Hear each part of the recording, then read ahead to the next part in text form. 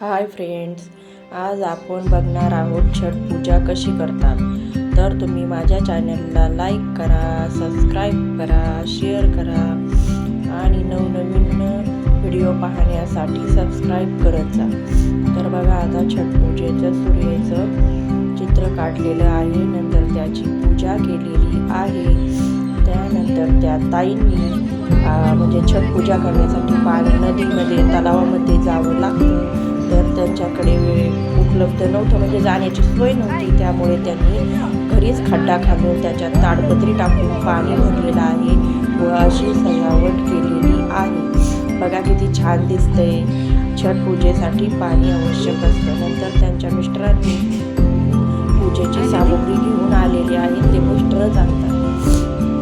नंतर पहा, नंतर त्या ताईंनी म्हणजे जे पूजेचं सामान आणलेलं असतं त्यामध्ये त्याची पूजा केलेली आहे. नंतर त्या थंड पाणी ताईंमध्ये एकदम त्याच्यात एक दिवस आधीच भरलं होतं. नंतर त्या त्याच्यामध्ये उतरल्या आहेत. त्यांना भरपूर थंडी वाजत होती, कारण इकडे थंडीचे दिवस सुरू झालेले आहेत.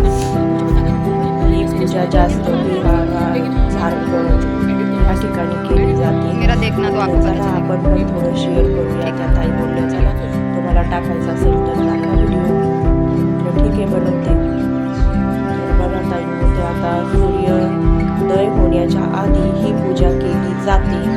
तर बघा, आता सूर्य कसा उगवताना दिसत आहे. तुम्हाला दिसतोय का ताईंना? बघा, दिसतोय का? सूर्य उगवायच्या आधीच ही पूजा केली जाते. नंतर त्या ताई त्या सूर्याला म्हणजे पाणी अर्पण करणार आहे. पाणी अर्पण केल्याने म्हणजे छठ पूजा ही सूर्यासाठीच असते. ती 4 दिवसाची असते. 4 दिवस म्हणजे 36 घंटे त्यांचा बिना पाणी पिता उपवास असतो. ते एकही थेंब पाणी किंवा अन्न ग्रहण करत नाही. व्हिडिओ भी ले लेना. दुसऱ्या दिवशी सकाळी म्हणजे तिसऱ्या दिवशी सकाळी उठून ही पूजा केली जाते, सूर्योदय होण्याआधी. बघा, दिसतोय का सूर्य तुम्हाला? सूर्य उगवतोय. नंतर त्यांनी पूजा केलेली आहे, म्हणजे त्यांची सूर्याची पूजा चालू आहे. बघा, सूर्य दिसतोय का? आता पूर्ण क्लिअर दिसतोय बघा ताईंना. नंतर परत त्यांनी त्या कुंडामध्ये जाऊन आंघोळ केलेली आहे, म्हणजे पूर्ण वल्ल होतात त्या. म्हणजे त्यांची छठ पूजा ही अशीच केली जाते. म्हटलं चला तुमच्यासोबत पण थोडंसं शेअर करूया. बघा, पूर्ण थंड पाणी आहे, भरपूर थंडी आहे इकडं, तरी पण त्यांना ही पूजा करावीच लागते. म्हणजे ते बिहारच्या आहेत. बिहारमध्ये ही पूजा जास्त केली जाते. ह्या पूजेला छठ पूजा म्हणून ओळखली जाते. बघा, नंतर मग त्यांनी जे साहित्य घेतलं आहे ते सुपामध्ये घेऊन, म्हणजे त्याच्यामध्ये फ्रूट्स, छठ पूजेचं सामान वगैरे आहे. मग त्यांचे मिस्टर त्याला दिवा वगैरे लावत आहेत.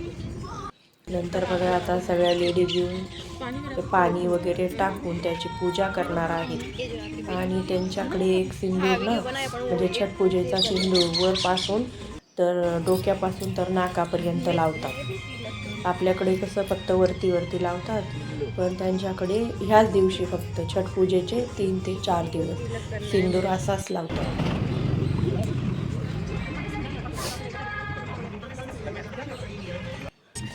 मला सूर्य दिसतोय का ताईंना? ही पूजा सूर्यासाठीच असते.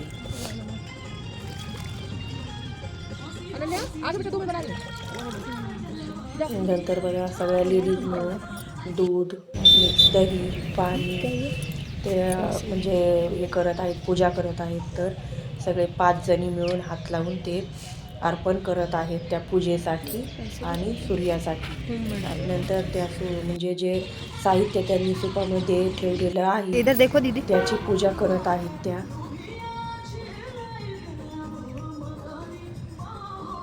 त्याची पूजा झाल्यानंतर परत त्या ते सूप घेऊन पाण्यामध्ये जाणार आहेत. नंतर परत सिंदूर वगैरे बघा ते कसे लावतायत.